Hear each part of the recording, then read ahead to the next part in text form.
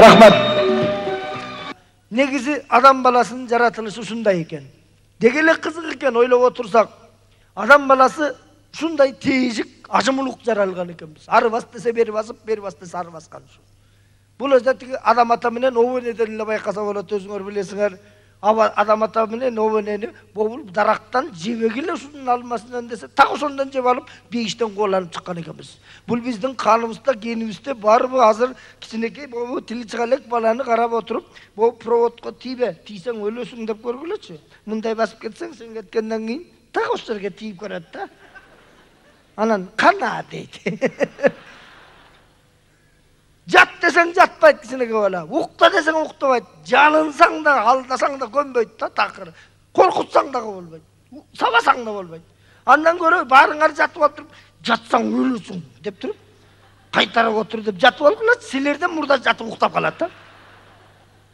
Мен деле кичинекей кезимде көп токмок чечимин. Бу радио алып келеби, телевизор алып келеби, тийбе десе болбой, эч ким жокта аркасын ача коем деп чачып алып кайра жыйнай албай калып далай токмок чечимин. Ошондо да өлүп кетейин, тийген жокмун деп карган. Бизде апийим айдатчы илгери.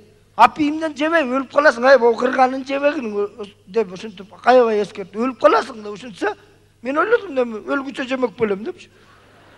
Өлүп баратканда токтотуп коем да деп. Мындайын жебиген экенмин.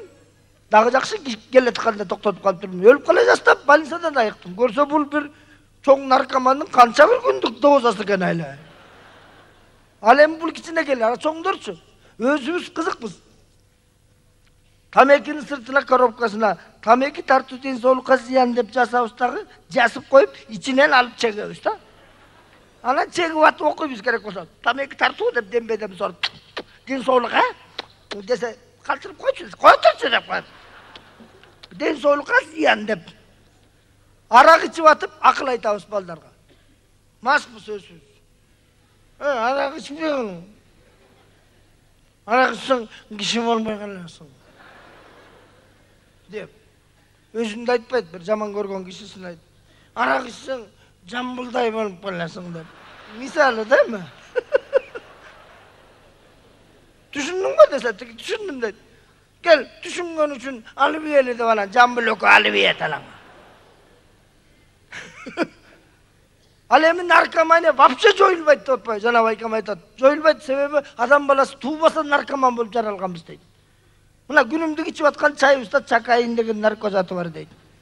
Кофебизде кофеин деген наркозаты бар дейт. Аракта алкоголь, тамекиде никотин толтура дейт. Доктурлардан андан сырткары навокаин, лидокаин, морфий, биз билбеген толтура дейт.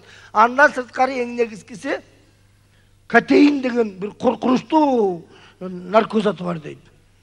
Муну эркектер көп колдонот дейт. Мусуз жашай албайбыз дейт. Ал катеинди эркектер, вообще эле кыргыздар катеин деп атынан айтпайбыз дейт.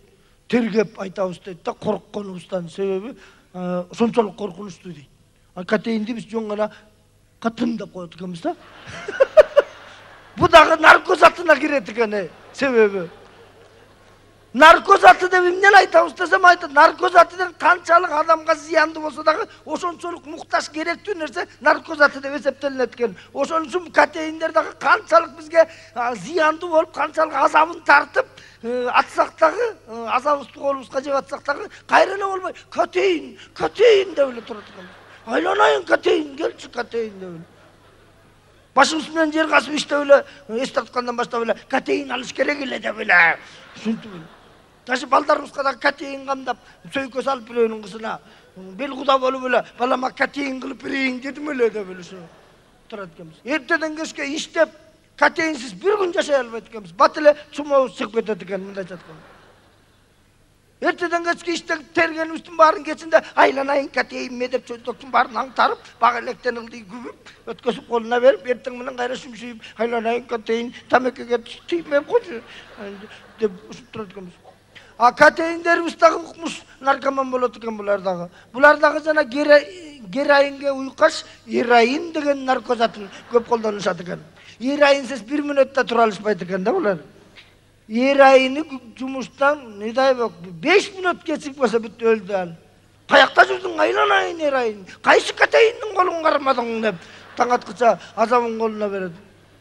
Даже кээ бир наркомандык ашынгандар болот экен, өзүнүн катеин ас келгенсип, өзүнүн эроин ас келгенсип, башка бирөөлөрдүн эроиндерине көз арткандар, кол салгандар болот экен, суук колун салып, кармалап ийип ушинтип кендер болот экен. Мен сиздерге кааларым, ар бирибиздин үйүбүздө ынтымак, бакталай болсун. Ар кимибиздер өз катеиндерибиздер менен, өз эроиндерибиздер менен адашпай, чатташпай, бутташпай, аман эсен ынтымактуу бололу деп айткым келет. Рахмат.